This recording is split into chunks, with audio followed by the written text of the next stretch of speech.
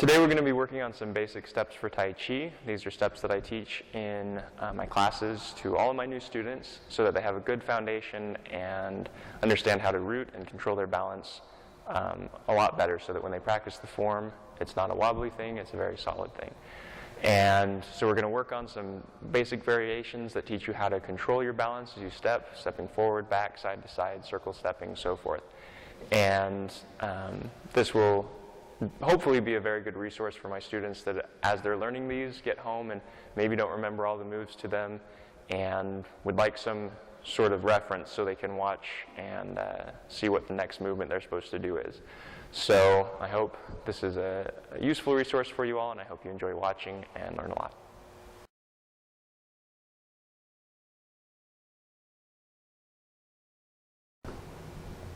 So before we start working on our basic steps and learning to control our balance and so on and so forth, what we're going to work on is establishing what is called a root.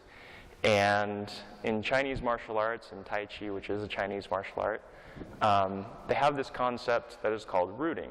And where that idea originated, kind of what it was developed from, is the Chinese were really good observers of nature. They developed a lot of their martial arts around animal movements, around movements that they saw in nature that were effective.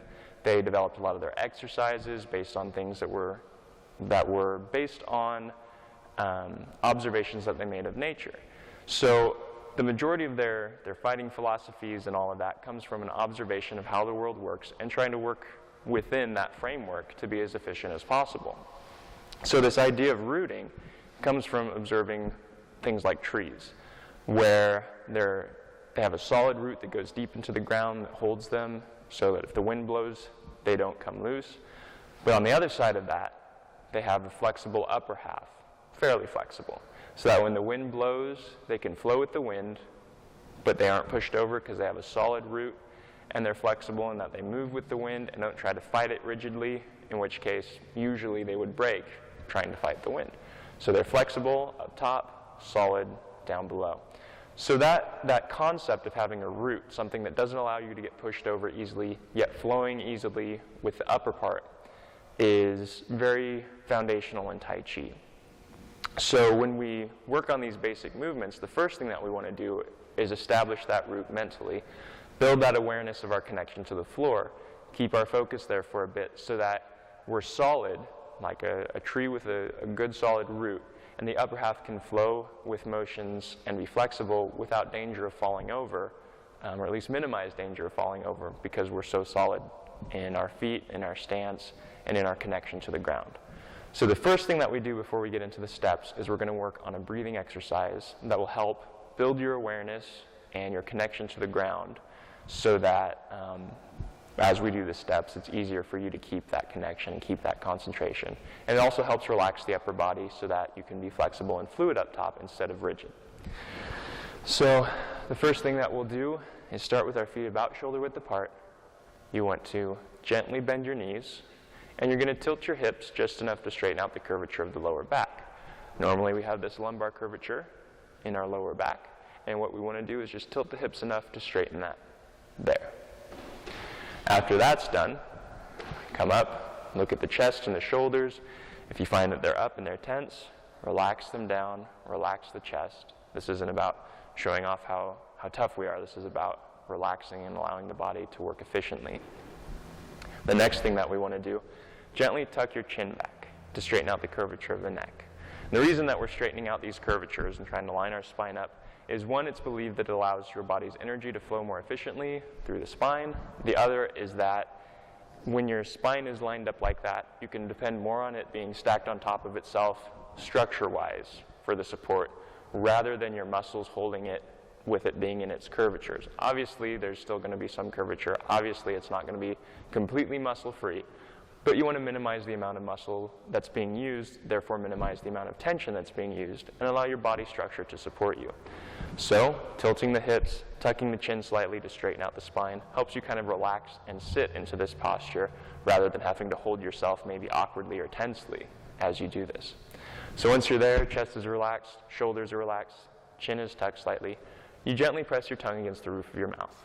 And the reason that we do this is that in Chinese medicine, they believe that there are meridians in the body that allow your body's life force to flow through the body and provide energy for your body's life functions, like keeping your organs running like they're supposed to be. Well, they believe that there are these two meridians that run along your body's center line, one that comes down the front, one that goes up the back.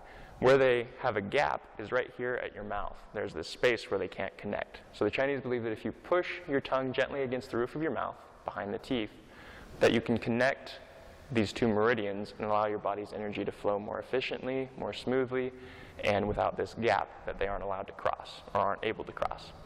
So whether you believe in Qi or life energy or not, that's the reason. If you're wondering why that tongue pushes there, that's the reason behind it. That's the thought process there.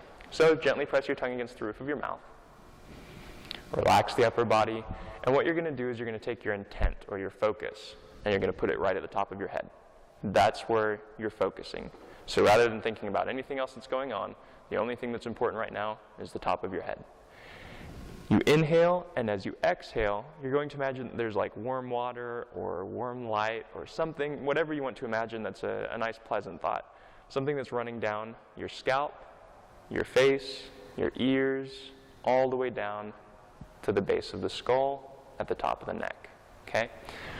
As you do that, you're imagining that whatever that is that's running down is washing out any tension and relaxing all the muscles that it comes in contact with all the way down as you exhale.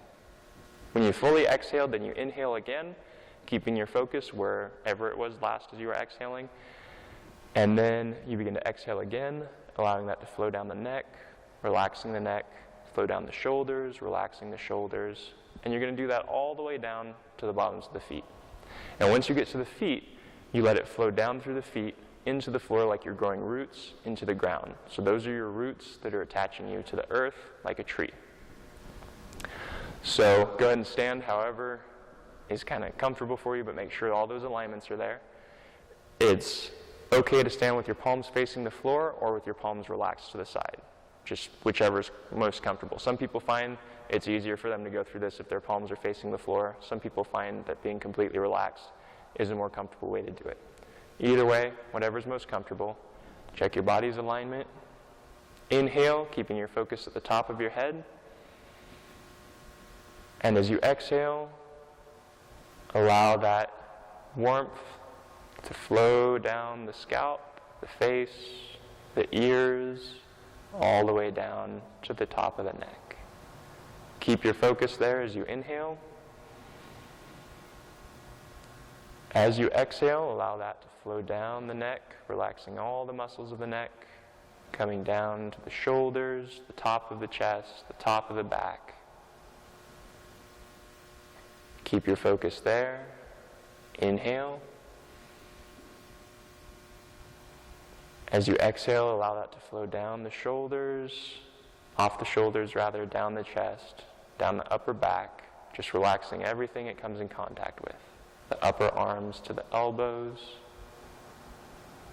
When you get to the bottom of the rib cage, keep your focus there. Inhale.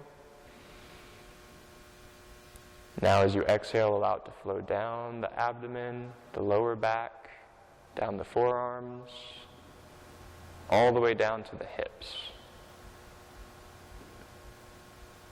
Keep your focus there. Inhale. As you exhale, allow that to flow through the hips, relaxing the hip joints, relaxing the tailbone area, flowing down through the thighs, all the way down to the knees, relaxing everything as it goes. Again, inhale, keeping your focus at the knees. As you exhale, allow that to flow down through the shins and the calves, all the way down to the ankles and the feet. And last time, as you inhale, keep your focus on the ankles and feet. And as you exhale, allow that to flow out the bottoms of the feet, taking all the stress and tension out of your body with it into the floor. But it's not just flowing into the floor and going away, it's going down into the floor as roots and anchoring you to the floor. Once you're there, feel what's going on with the bottoms of your feet. Do you feel that your weight shifted forward?